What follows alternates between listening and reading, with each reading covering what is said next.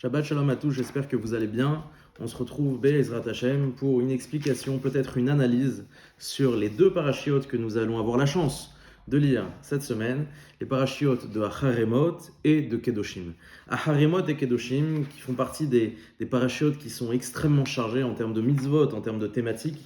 Pour vous faire un survol un peu global des différents sujets qui sont abordés, dans Acharemot, on a surtout la paracha, la longue paracha de Yom Kippourim, la avodat du Kohen Gadol. Vous savez que tout le Seder Avoda, cette fameuse partie dans le Moussaf de Yom Kippourim, eh bien, il tire sa source précisément de ces versets, de ces psukim.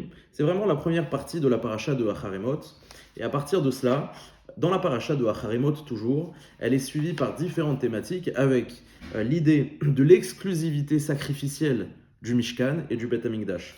Vous savez que jusqu'à pas très tard, les Béné Israël avaient cette possibilité d'offrir des sacrifices dans n'importe quel endroit. On nous avait dit à la suite de Matan Torah, du don de la Torah, Bechol hamakom asher askir et shemi, dans tous les endroits où vous mentionnerez mon nom, avo elecha uverarticha, je viendrai et je te bénirai. Et il y avait cette notion d'universalité de la possibilité de sacrifier, d'universalité dans l'espace. Il était possible de sacrifier pour Akadosh Baruch Hu, de lui offrir des offrandes à n'importe quel endroit. Et dans la paracha de Acharemot, on introduit cette notion d'exclusivité. Velo isbehuod, il ne faudra pas en faire au minager ashagu betocham, el petachu el moed lo yevienu, celui qui ne l'a pas apporté, au el moed la sototo lachem venichat aishaou, il sera presque retranché, milachon karet. Ça veut dire que c'est tellement grave qu'en fait, il fallait que ce soit centralisé. Il y a une centralisation, en fait, des korbanot, des sacrifices vis-à-vis d'Hachem. C'est la deuxième thématique qui est abordée. Ensuite, on a Achilat Adam, l'interdiction de manger du sang, de boire du sang, pardon. Kisou Yadam, l'obligation de recouvrir le sang une fois que la bête a été sacrifiée. Et ensuite, on entre dans un registre qui est dans le prolongement un peu de celui de la semaine dernière, où on avait parlé évidemment de la paracha de Tazria et de Metzora. Ce registre, c'est celui de Diné Touma Vetara, c'est-à-dire l'expression des lois de pureté et d'impureté à travers le prisme de ce qu'on appelle Diné Harayot, toutes les règles qui régissent les relations interdites. Donc les harayot, ish el kolcher besao, donc évidemment l'inceste, évidemment d'autres relations qui sont interdites et qui sont proscrites par la Torah, pour terminer avec Acharemot en nous disant qu'effectivement, velotarasu mikol atorivot aile, il ne faudra pas faire tout ce genre d'abomination à Ezrach ve'ager agar betochechem. Et donc on termine avec ce qu'on appelle la harayot, c'est-à-dire les relations proscrites, interdites par la Torah. On entre ensuite dans la sidra de Kedoshim, et il va falloir comprendre que la sidra de Kedoshim, il y a vraiment une bascule. C'est-à-dire que jusqu'à présent, si vous voulez, depuis déjà la semaine dernière, on avait parlé depuis la paracha de Shmini, au moment où Moshe Rabbeinu, Zot Ahaya Asher Tochelu, il avait informé les Bnei Israël des différentes behemoth, des différents ofot, des différents dagim, des différents animaux, volailles, et poissons qui pouvaient être consommés ou pas, on était entré dans une grande famille, dans une grande catégorie de la Torah, qui s'appelle donc Diné Touma Vetara, c'est-à-dire les règles qui régissent la pureté et l'impureté. La pureté et l'impureté. Et globalement, jusqu'à présent, c'est ce qui s'était passé. Au moment où on va entrer cette semaine dans la sidra de Kedoshim, il y a une bascule. On va entrer dans une autre dimension. Et souvent, on en fait la confusion, mais c'est une autre dimension distincte de Touma Vetara, qui est celle de Kodesh Bechol. Kodesh Vechol.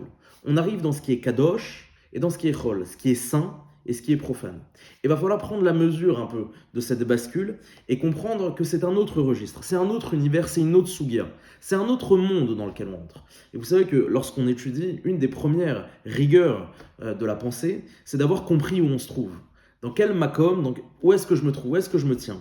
Est-ce que je suis dans Diné Mamonot, Diné Isurim, et ainsi de suite. Jusqu'à présent, on parlait de Touma Vetara. Pureté et impureté. On arrive, Sidra de Kedoshim, Kadosh, Kodesh Vechol. Kodesh Vechol.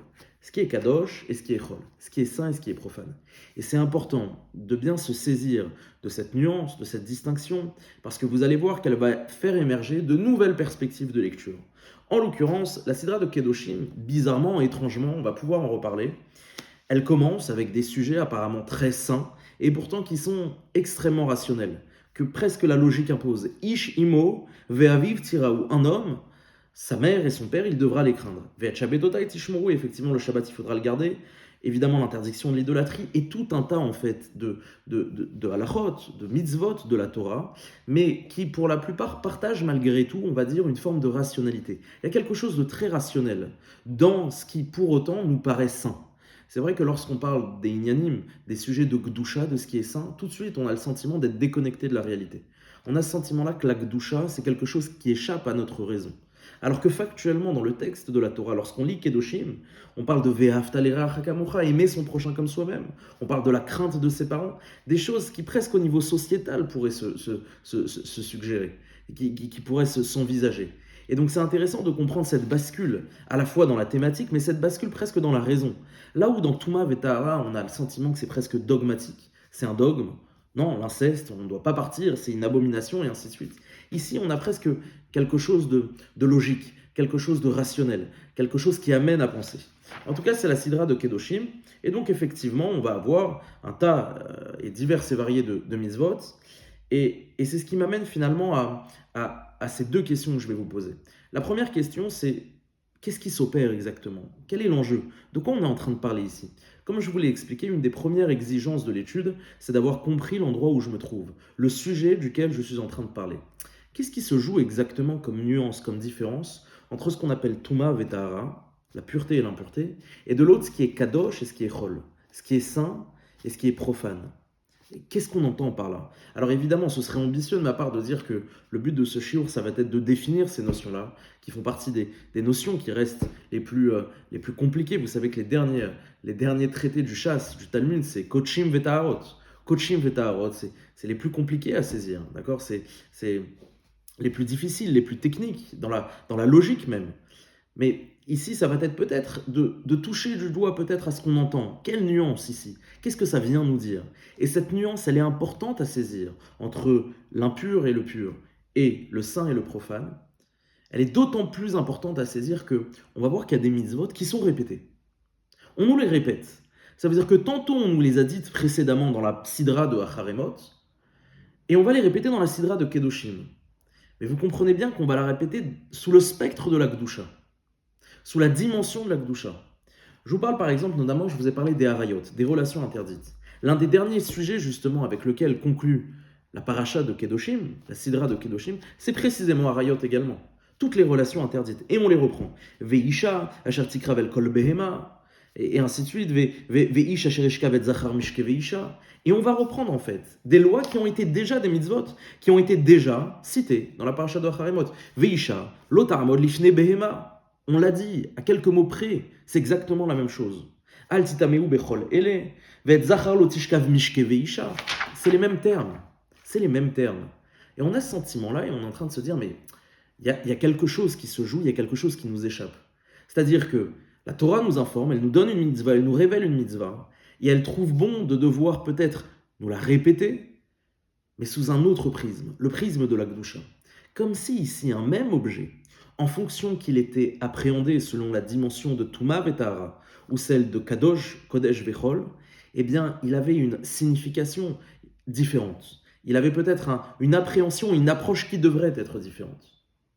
Et donc globalement, ça va être l'idée de ce shiur, ça peut être de comprendre mais qu'est-ce qui se joue comme nuance entre ces deux univers, entre ces deux univers où on a le sentiment que effectivement ils semblent séparés, mais de l'autre on a le sentiment qu'ils s'enchevêtrent.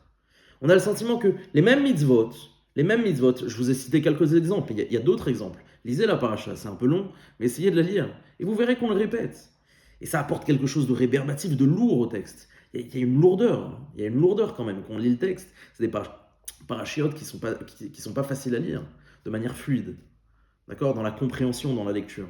Qu'est-ce qui se joue véritablement entre ces deux idées? Au point où la Torah a une même avera, une même prévention, une même interdiction, elle va trouver bon de nous le répéter, tant sur le plan de Touma Vetahara que sur le plan de Kodesh Vechol. Ce qui est pur et impur, ce qui est saint ou profane. Alors avec des nuances évidemment, avec une nuance qui est d'autant plus remarquable, notamment dans une Avodazra, je vous donne cet exemple, avec un culte qui est rapporté dans la paracha de Acharemot, qui est le culte du Moler. Bon, on ne va pas rentrer dans les détails, mais c'est un culte idolâtre qui consistait notamment à sacrifier des enfants et ainsi de suite. Et donc en l'occurrence, La Torah, tout simplement, elle nous explique dans la paracha de Acharemot, Tuma vetahara, ou mizar acha, lotiten le avir la molaire. Point. Point final, terminé. Et de ta descendance, tu ne le donneras pas, les haravir, pour le faire passer, parce qu'il fallait le faire passer en fait sous un feu, etc. La molaire, pour le molaire. On arrive à la paracha de Kedoshim, et là il y a des tartines. Il y a des tartines. Ve'el bnei Israël tomar, ishish mi bnei Israël ou minager ashaya bar Israël, asher iten mizaro la molaire, celui qui donne, mod shumat, il sera condamné à mort, amar et sergemu ba'aven, par lapidation, vani etenet panay ba'ishaou, ve'ichati oto mikerev, et on a toute une tartine.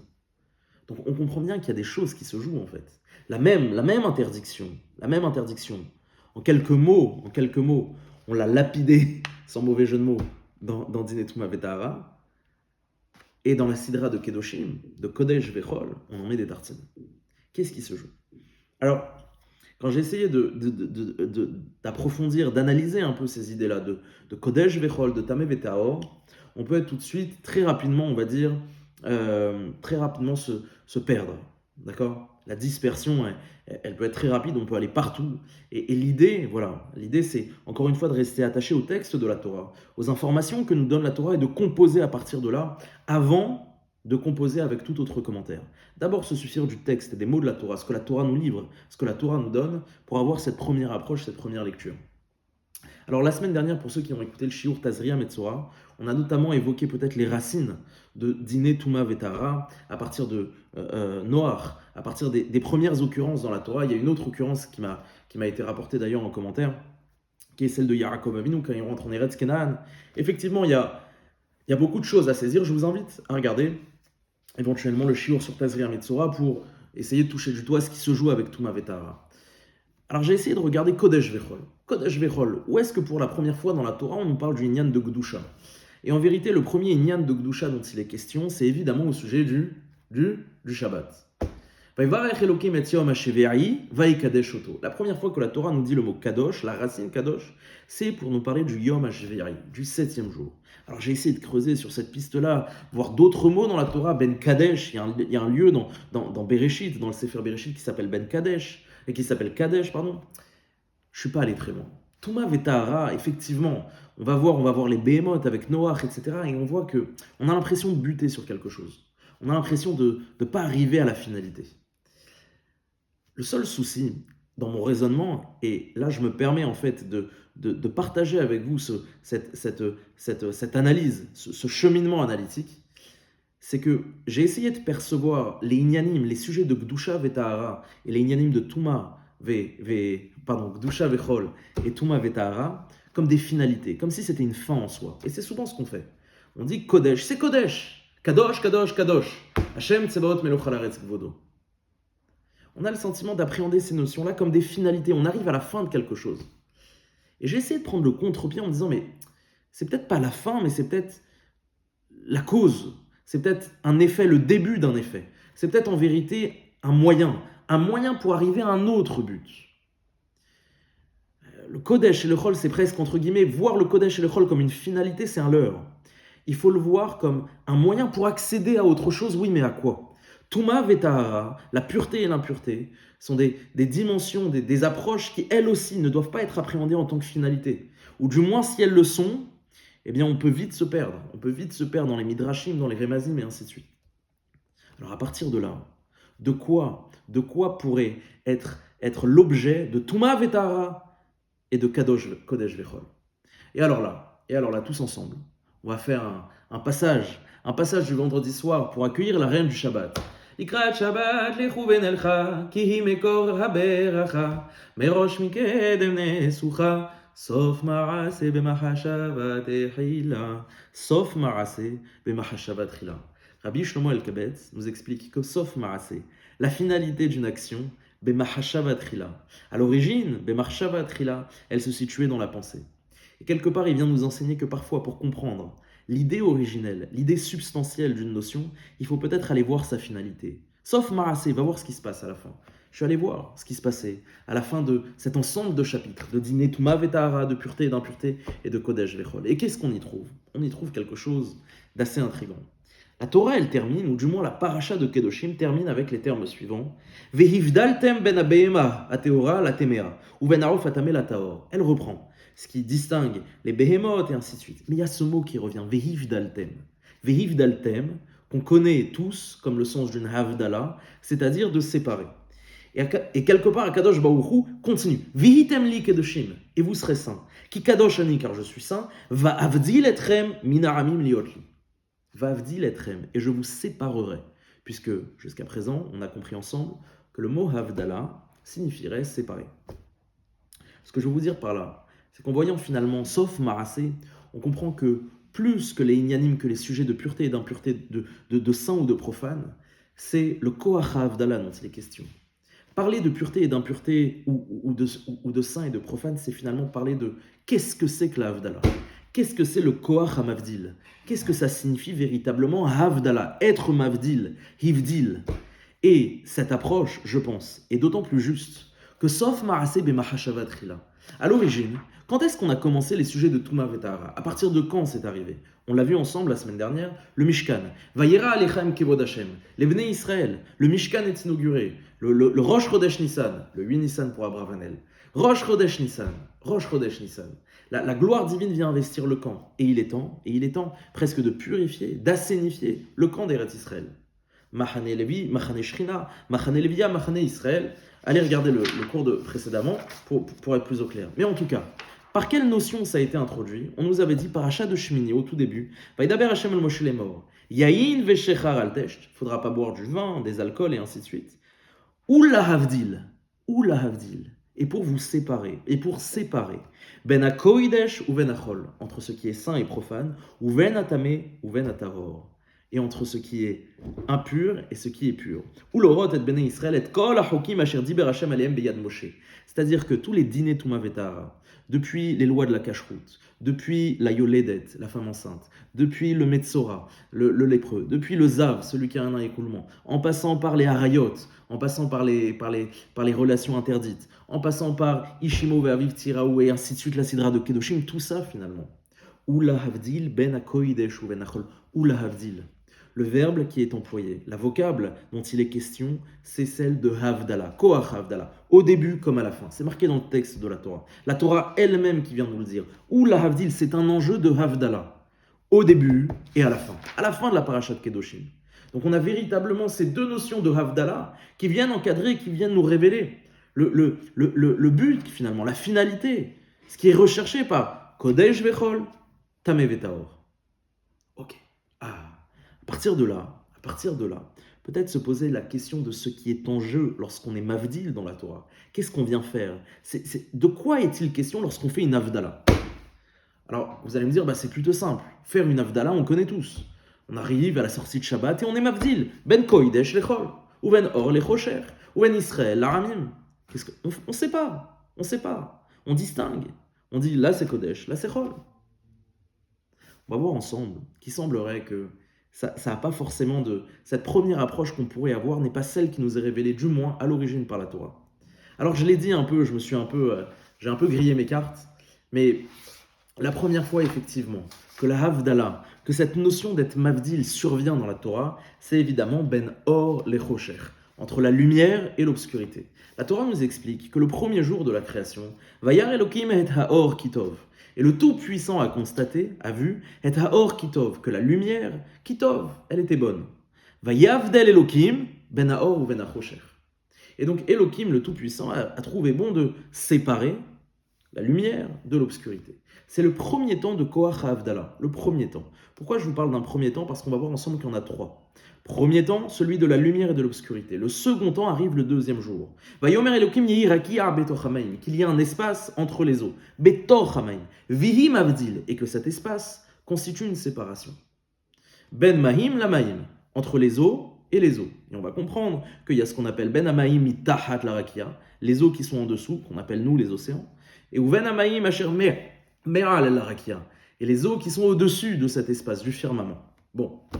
Deuxième temps, le troisième et dernier temps, c'est la conjugaison de ces deux premiers temps. C'est-à-dire dans cet espace Rakia, le quatrième jour, Akadosh Baruch Hu va effectivement dire Ve'ayu leotot ul moadim, lehavdil ben hayom ou ben layla. Akadosh Baruch Hu va demander des meorot, des astres. l'astre solaire, l'astre lunaire, et qu'ils puissent eux aussi participer à cette Havdalah. Et on voit, et c'est fantastique, qu'on a presque une synthèse des deux premiers temps. Le premier temps, c'est celui de la séparation de la lumière et de l'obscurité, premier jour. Le second temps, c'est celui de la séparation des eaux d'en haut et des eaux d'en bas, second jour. Le troisième temps, qui intervient le quatrième jour, c'est la synthèse de ces deux idées avec l'apparition des Méorot. Méorot, qui littéralement, les Havdil ben Hayom ou ben Laila. Pire que ça. La Torah nous dit, Vayaras Elokim et Shnei Meorot Agdolim, ah voilà. Velimshol bayom ou valaila. Le but de ces astres, c'était d'avoir une shlita sur le yom et laila, ou la havdil ben haor ou ben achocher. C'est là où on va arriver. Ou la havdil. Et afin de distinguer, afin de séparer, ben haor, la lumière, ou ben achocher. Ah, alors là, ça devient étrange. C'est-à-dire qu'Akadosh Baruch Hu, le quatrième jour, il a séparé la lumière de l'obscurité par les méorotes, par les astres. Mais je ne comprends pas, il ne l'avait pas fait initialement au premier jour. Je vais poser la question autrement. Au premier jour, on nous explique que Vayar Elokim et Aor Kitov, Dieu voit que la lumière est bonne. Vayavdel Elokim ben Aor ou ben Achocher. Il décide de séparer la lumière de l'obscurité. Mais qu'est-ce qui s'est passé? Ça veut dire quoi séparer? Qu'est-ce qu'il a séparé exactement? Akadosh Baruch Hu a dit Yehi Or Vayi Or. Il y a la lumière. La lumière, elle existe en tant que telle. Elle arrive, j'ai la lumière et j'ai le Chocher. À partir du moment où j'ai deux entités distinctes, j'ai deux entités qui sont distinctes, quel est le sens alors de le séparer? Qu'est-ce qui se passe si je les sépare? Elles sont déjà différentes. Si elles sont déjà différentes, elles sont déjà donc dissociées. C'est donc déjà deux parties d'un même ensemble peut-être, mais c'est deux parties. Elles sont individualisées. Le Or existait en tant que tel, et le Chocher existait en tant que tel. Donc qu'est-ce que ça signifie quand on nous dit que Vayavdel Elokim ben Aor ou ben Achocher? Quoi, ils étaient mélangés. Ils étaient mélangés, donc Akadosh Baruch Hu, il a fait le tri. C'est bizarre de dire une chose pareille. Vous comprenez ce que je veux dire? On ne peut séparer que ce qui semble commun, que ce qui est ensemble. Mais là, on a bien compris dans les mots de la Torah qu'il y a le Or et il y a le Chocher. Le Or et le Chocher. Azma, qu'est-ce qui se passe quand Akadosh Baruch Hu, il est Mavdil? Et vous allez me dire, ouais, mais ça reste théorique. Ça reste pas du tout théorique. Regardez le deuxième jour, le deuxième mouvement de séparation. Vayomer Elokim, Yehi Rakia Betor Hamaim. Dans ce même ensemble que constituent les eaux, les océans, ou pas les eaux, les océans, mais l'eau, on va dire, Betor Hamaim littéralement, c'est un même ensemble. Donc effectivement, c'est d'une logique imparable de dire qu'un même ensemble, je vais le séparer. Je vais le séparer. Mais ça n'a pas de sens que de séparer deux choses qui sont déjà différentes. Si les deux choses, elles sont différentes, c'est qu'elles sont séparées en soi. Je ne les vois pas ensemble. Sinon, je ne les verrai pas différemment. Je ne verrai pas le Or et le Chocher. Et ce qui se passe, et la preuve de ça, c'est que précisément le deuxième jour, Betor Hamaim, parce que c'est un même ensemble. Alors là, effectivement, Vihi Mavdil, le fait d'avoir fait un Rakia, un espace, ça a été Mavdil. Mais Meilé, par lui-même. Le fait d'avoir été Yehi Rakia Betor Hamaim, d'avoir écrit un Rek, quelque chose de vide, du néant, un espace, Betor Hamaim, ça a été Mavdil. Pourquoi? Parce que je parle d'un même ensemble. Mais lorsque j'ai deux parties qui sont distinctes, ça n'a pas de sens. Qu'est-ce que Dieu a fait? Qu'est-ce que Dieu a fait? De quoi il était question ici? Lorsque la Torah nous dit, la première fois qu'elle nous dit la Havdalah, Vayavdel Elokim ben Aor ben Achocher, il sépare rien du tout. Il n'a rien séparé du tout. Oui, mais il a séparé, on ne sait pas tellement. Mais pire que ça, le quatrième jour, on nous dit comment il l'a séparé. On nous dit, ce que je vous ai dit, Velimshol bayom ou la Havdil ben Aor ou ben Achocher. Il a mis les méorotes. Ah, là c'est une action. D'accord. Là il y a eu quelque chose en plus. Là, il y a eu quelque chose en plus. Il y a eu le soleil, il y a eu la lune, il y a eu ce qu'on appelle Maor, comment il dit, et un Maor Agadol. Il y a eu le Maor Agadol, et un Maor Akaton. Donc ça a pris une consistance, ça a pris quelque chose. Là, je peux dire, Yesh Maaseh Havdalah. Yesh Maaseh Havdalah. Mais à l'origine, le premier jour, qu'est-ce qui s'est passé lorsqu'on dit Vayavdel Elokim? Qu'est-ce qui l'a séparé, puisque c'était pas séparable? C'est pas que c'était pas séparable, c'est que c'était déjà différencié. C'est ce qui m'amène à une lecture, on va dire. Alors, si jamais vous avez des mefarshim qui vont dans ce sens-là, je suis très preneur. Mais suite à ces questions-là, de dire que Dieu n'a pas eu besoin de séparer, puisque le Or existait indépendamment du Chocher. Il existe en tant que Or et Chocher. Et pire que ça, la preuve, c'est qu'au moment où on voit qu'on veut le séparer, il y a une action en tant que telle, tangible, Meorot, pour les Maïm, pour le deuxième jour. Il y a eu Rakia, il y a eu un espace, mais là, il s'est passé quoi? En quoi il les a séparés? Je pense que Le texte de la Torah peut être lu de cette manière suivante. Vayar Elokim et Haor Kitov, Vayavdel Elokim ben Haor ou ben Achosher. C'est parce que Dieu a vu. Vayar Elokim et Haor Kitov. C'est parce qu'il a vu que la lumière était bonne, d'accord? Vayavdel Elokim ben Haor ben Achosher, qui a créé cette séparation-là. C'est-à-dire que l'acte de Havdalah, le fait d'avoir été Mavdil, c'est le fait d'avoir vu et Haor Kitov. Nous, on pense, on lit de manière, on va dire, enfantine. Vayar Elokim et Haor Kitov, Dieu il a vu, et donc puisqu'il a vu, conséquence, il a été Mavdil. Non, c'est auto d'avoir, c'est la même chose. C'est le fait d'avoir vu, que la lumière était bonne, qui a distingué la lumière du Chocher, de l'obscurité. Vayavdel Elokim ben Haor ben Achosher. En voyant, c'est ce qui l'a permis d'être Mavdil. Autrement dit, il n'y a pas de séparation, pas de distinction, non. Il y a ici une élévation. Ça veut dire que, à l'origine, être Mavdil, c'est voir la lumière, Kitov, voir le bien, la bienfaisance, le bien absolu qui se trouve dans une chose. Ça, c'est le premier mouvement de Havdalah. Être Mavdil, c'est être capable de discerner, de distinguer le Tov. Le Tov. Lorsque je suis capable dans une entité de voir ce qui ressort de bien, c'est que je suis en train de créer une Havdalah. Je suis en train d'être Mavdil. Lorsque j'ai un tout et que je suis capable d'en voir un ensemble de parties, une partie plus bonne qu'une autre, c'est que je suis en train d'être Mavdil. Je suis en train de discerner. C'est une capacité presque de discernement. C'est pas une séparation. Je suis pas en train de séparer, je suis pas en train de confronter, je suis pas en train d'opposer. Non, je suis capable d'avoir un regard qui me permet de discerner une partie dans un ensemble. Vayar Elokim et Haor Kitov. C'est le fait d'avoir vu le bon dans la lumière qui a permis cette distinction, qui constitue cette distinction. Vayavdel Elokim, premier mouvement, première façon d'appréhender la Havdalah. Deuxième façon, celle qu'on connaît tous, celle qui oppose, celle qui sépare. Vayomer Elokim Yeirakia betoch hamaim. Yeirakia, on va faire un espace. Toi tu vas à droite, toi tu vas à gauche. Je veux de la distance entre vous. Je veux qu'il y en ait un qui soit de l'autre côté et un de l'autre côté. Vihi mavdil, ben maim la maim. Cet espace, cette distance qui a été créée, effectivement, ça a constitué une Havdalah en tant que telle, une limite, une frontière en tant que telle. Et on arrive au troisième temps qui est le temps de la synthèse. Ce que je veux vous dire par là, c'est qu'on comprend que dans la Havdalah, ça veut dire dans le fait d'être Mavdil, il y a bien deux dimensions. Deux dimensions. La dimension qu'on connaît tous, du deuxième jour, celle qui consiste à séparer, celle qui consiste à cliver, à catégoriser. Les bons d'un côté, les méchants de l'autre. Le pur, l'impur. Le koïdesh, le chol. Le saint et le profane. Il y a une autre dimension de la Havdalah qui est révélatrice. Il ne s'agit pas ici d'opposer, de séparer. Il s'agit dans un ensemble de révéler ce qui est bon, de révéler la lumière. On revient à partir de cet éclaircissement, au cœur même du texte de la Torah, au cœur même du Pshat. On revient sur notre paracha. Je vous ai expliqué qu'il y avait deux choses qui me dérangeaient. Comprendre déjà qu'est-ce qui se joue entre Tumav et Tahara et entre Koïdesh Vechol. Qu'est-ce qui se joue véritablement? Quelle est la nuance? Et surtout, quelle est l'idée de répéter certaines mitzvot? Pas mal de mitzvot qui sont répétées. Peut-être que ces deux kochot à Havdalot, ces deux idées qui se jouent dans Kodesh Vechol et Tameh Vetaor, c'est les deux mêmes mouvements qu'on retrouve à l'origine. C'est-à-dire que lorsque je suis Mavdil, et on l'a vu ensemble, le but de Kodesh Vechol, le but de Tameh Vetaor, nous l'a dit la Torah, c'est d'être Havdil, c'est de séparer.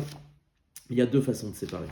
Ou bien, je comprends que la Havdalah, lorsque Akadosh Baruch Hu me dit Vehivdaltem, ben abema teora la temea, c'est un premier mouvement. Asher ivdalti lachem letame, va avdil etrem, c'est pas je vous séparerai, c'est pas je vous distinguerai, c'est pire que ça. De la même manière en fait, que Akadosh Baruch Hu va yar Elokim et Haor Kitov, en voyant le bon, c'est en cela qu'il a été Mavdil. Peut-être que le mouvement de Gdusha, de Ben Koïdesh Lechol, c'est ce même mouvement. C'est cette capacité qu'on a de voir, de comprendre et de discerner le bien dans une chose. Tameh et Taor, c'est une distance. C'est le deuxième mouvement. Deux mouvements au Maaseh Bereshit, lors de la création du monde, deux mouvements qu'on retrouve à l'échelle humaine. Les deux mouvements, le premier mouvement le plus basique, celui qu'on connaît tous, celui de la séparation, celui du dogme, celui de la distance, Tameh Vetaor. Vihi mavdil ben maim le maim. Tameh Vetaor. Et effectivement, c'est ce que la Torah va nous dire. Kikol haTorivot hael asu anshe haaretz asher lifnechem. Tout ça, c'est les peuples de la terre, ils l'effectuent. Kasher ka'a et agoy le'asher lifnechem. Qui krol asher ya'aseh. Et on a ce sentiment-là. Qui bechol ele nitmeu agoyim. Les peuples s'impurifient par là. Asher ani meshaleach mi penechem. Donc il faut créer de la distance. Il faut séparer ben maïm les maïm. Vihi mavdil. Yehirakia, ils font un rek, il faut une comment dire, une zone de, comment on appelle ça, un no man's land. Ils font un no man's land. Ça c'est tamé vetaor. Tamé vetaor. Koidesh vechol, c'est autre chose. Koidesh vechol, c'est presque quelque chose d'originel, qui touche à la lumière. Vayar elokim etaor kitov. C'est être capable de comprendre que la raison pour laquelle j'effectue ces mitzvot, qui parfois peuvent s'apparenter à des dogmes, à des chukim ou mishpatim, c'est ce qui est dit. En vérité, c'est pour révéler, pour discerner le bien qu'il y a en moi. Pour comprendre qu'Akadosh Baruch Hu, par cela, révèle le bien qui se situe en moi. Et on a ces deux mouvements. Le mouvement de révélation, de discernement du bien, Vayar Elokim et Taor Kitov, ben Koidesh Lechol, et de l'autre, Yirakia Betoch Hamayim, ben Tamel Taor. On a ces deux mouvements qui se conjuguent, qui viennent s'enchevêtrer, et qui viennent nous dire qu'est-ce qui se joue. Qu'est-ce qui se joue? Et c'est la raison pour laquelle peut-être, dans Kedoshim, on a quelque chose de très rationnel. On a vraiment une tonalité qui est presque philosophique, presque, on l'a dit, sociétale, justifiée. Pourquoi? Parce que faire le bien, dans une certaine mesure, c'est s'attacher à ce qui est Kadosh. Respecter ses parents, aimer son prochain comme soi-même. C'est s'attacher à ce qui est Kadosh. Rationaliser, c'est voir le bon dans l'autre. Être en mesure de comprendre de comprendre comment dire, la grandeur de l'espèce humaine. Vayar Elokim et Haor Kitov. Comme Akadosh Baruch Hu a pu constater la grandeur de la lumière. Et Haor Kitov. Ben Tamel Taor, on est sur le dogmatique. Alors à vous de faire ce choix. À vous de faire ce choix. Lorsque vis-à-vis d'une mitzvah, lorsque vis-à-vis d'une prévention de la Torah, d'une avera, d'une transgression, quel regard on y porte? Est-ce que je mange kasher? Est-ce que je mange kasher véritablement parce que l'idée c'est de créer une distance, une séparation, de comprendre que Ve'atem tiului mamlechet kohanim, on incarne une armée de prêtres, mamlechet kohanim, ou bien une autre dimension, goy kadosh. Goy kadosh, comprendre ici qu'à partir de là, c'est de cette manière que je révèle, que je suis discerné dans ma parcelle de tov vis-à-vis de Dieu. Et ça ressort dans les psukim à la fin. C'est-à-dire que Ve'ivdaltem ben abehema teora. Ve'ivdaltem, vous vous séparez quelque part. Ben abehema teora la temia ou ben aof velote shakitsu et nafshotechem. Asher ivdalti lachem letame. C'est comme ça que je vous ai distingué. Par contre, lorsqu'on parle de Gdusha, Vitem li kedoshim ki kadoshani, vavdil etchem. Et je vous distinguerai, non pas séparer, min haramim li yotli, pour être mien. À nous de choisir. À nous de choisir. La séparation dogmatique ou la révélation lumineuse. Shabbat shalom à tous et à la semaine prochaine.